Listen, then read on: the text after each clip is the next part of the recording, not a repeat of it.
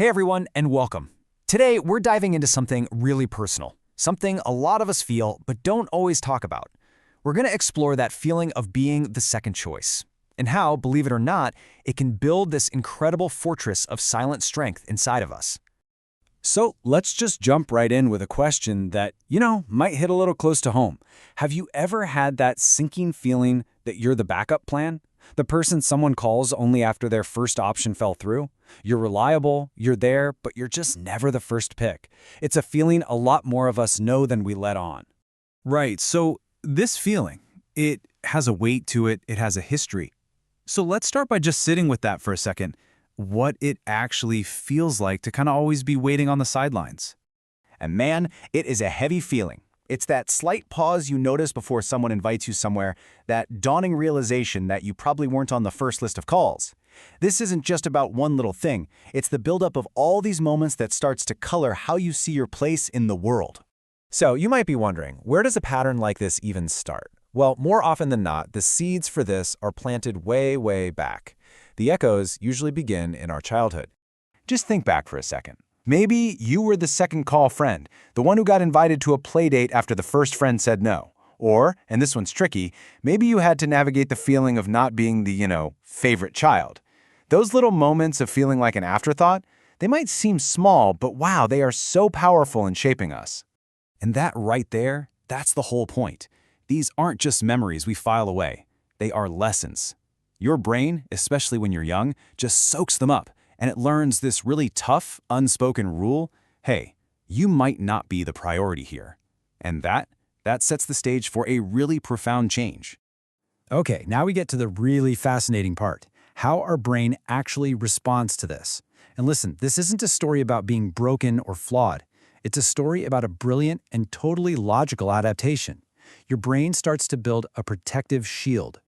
So there's actually a psychological term for this. It's called rejection sensitivity. Basically, it's like your brain's internal alarm system gets cranked up to the highest setting.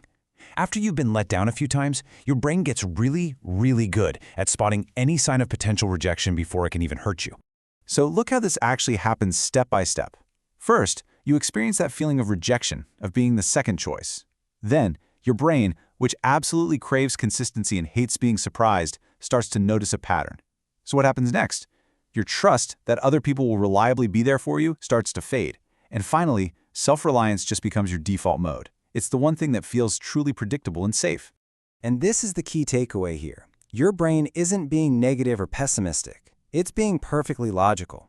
Based on all the data it's gathered from your life, it comes to a very simple conclusion.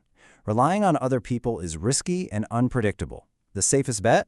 Rely on yourself. So what does all of this adaptation lead to? Well, it builds something pretty remarkable. This isn't a flaw in your personality.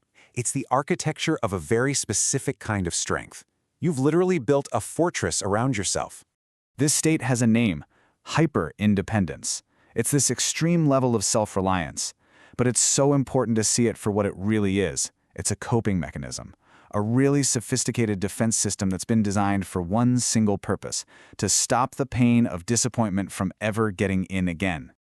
I absolutely love this phrase. This isn't a weakness. It's a silent strength.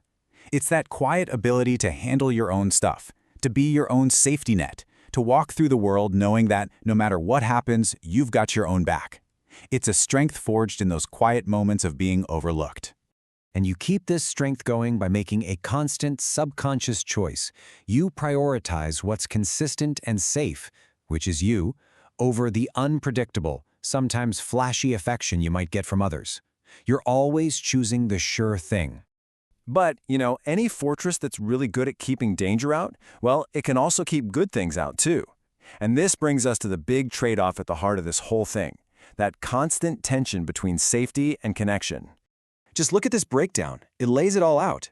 On one side, you have the fortress. It gives you safety. It's all about consistency, avoiding disappointment, and being predictable. But on the other side, you have the open door. Now that represents connection. And to have that, you have to allow yourself to be vulnerable. You have to risk affection that might not come back. But, and this is so important, it's the only way you can truly receive support from others. And that leaves us with one last big question for you to think about. Take a look at those walls you've so carefully built.